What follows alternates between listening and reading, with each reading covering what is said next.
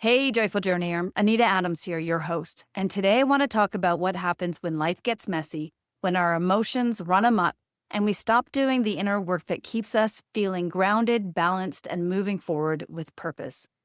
This topic is top of mind because it's exactly where I've been lately. Life got messy. My emotions were running in every direction, and I lost my footing. Let me back up and share what's been going on. My father passed away. It wasn't unexpected. Death had been coming for him for some time, and so the first emotion I felt was relief. Sadness was there too, tucked behind the relief, peeking out at unexpected times, like when someone would offer a bit of compassion and suddenly the tears would be pricking my eyes. There was also guilt, which I didn't understand. Why guilt? It would have made more sense if anger had shown up, but it didn't, and I don't think it will. Above all, I found myself in a state of curiosity about my emotions. I poked and probed at them, wondering why I felt what I did. In hindsight, I think that curiosity helped me move through grief with more ease and a bit more grace. I was with my father when he passed, and that same curiosity stayed with me as I sat holding his hand. When he took his last breath, a single tear streaked down his face, and I wondered, what caused that tear? Was it an expression of emotion, a physical release, something more? Later, a friend told me that she believed that one tear was the soul's final release. I like that idea. It fits with my belief that the soul carries on after the body dies. I opened the window shortly after and imagined his soul setting off into the great unseen. That brought me comfort. We weren't close, my dad and I. I called him Don. He was more like a distant uncle than a father. My parents split when I was 1, and he disappeared from my life until I was 14. Now, here's an interesting little side story about how that reunion came to be. My stepdad and Don ended up working at the same brokerage firm, probably after a merger or something. My stepdad recognized the last name and asked him one day, "Don't you want to have a relationship with your daughter?" And just like that, with one selfless act from my stepdad, Don came back into my life. It might sound like coincidence that these two men crossed paths, but if you know me, you know I don't believe in coincidences. Now here's the best part. 4 years later, Don gifted me scuba diving lessons as a high school graduation present. My instructor was Tom, the man I would marry and the love of my life.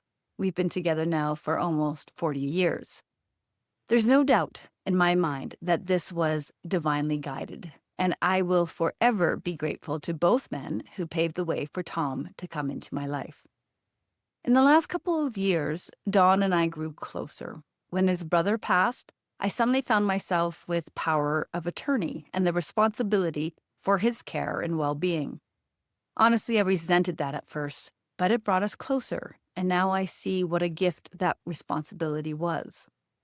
There's still much to unpack about my father's passing. For now, the best I can do is stay open and curious about whatever feelings surface. Grief, like life, isn't tidy or linear. It's full of contradictions. Relief and sadness, guilt and gratitude, all showing up at once. What I've learned is that when life gets messy and our emotions run wild, the best thing we can do is to meet those emotions with curiosity instead of judgment and let them show us what needs to be seen. We must also give ourselves the space and time to feel. It's so easy to bury emotions under the busyness of life. And we must continue to nurture our souls through the inner work. In the weeks leading up to my father's passing, I stopped taking care of myself. I stopped meditating, I stopped going on my God walks, I stopped journaling, exercising, and eating well. And I believe that's actually quite normal, or simply human. And yet, I also know that if I don't self-correct and return to those soul-nourishing practices, I'll feel disconnected from God, from purpose, from myself. And when that happens, confidence fades and life can begin to spiral downward. So what can we do when life feels this messy, when we're so caught up caring for others that we forget to care for ourselves? Start by acknowledging that you're human too, and then get curious about what's happening inside you without judgment. Then decide how much time you can give yourself for your spiritual, emotional, and mental well being. If you normally go for a 30-minute walk, shorten it to 10. If sitting for meditation feels impossible, simply pause for 60 seconds and connect with your breath. And do that a few times throughout the day. The point is, you don't need a lot of time to nourish your soul. You just need small pockets of presence, moments to connect, check in, and listen. It's easy to forget ourselves when life gets messy, so let this be your reminder. The best thing you can do in those moments is to turn inward, connect with your soul, and breathe. If you find yourself in the midst of life's messiness and need a little extra support, I'd love to walk beside you. Maybe the annual Camino walk that I lead would be the perfect way to reconnect with yourself, or perhaps one of my retreats or coaching programs will meet you where you're at.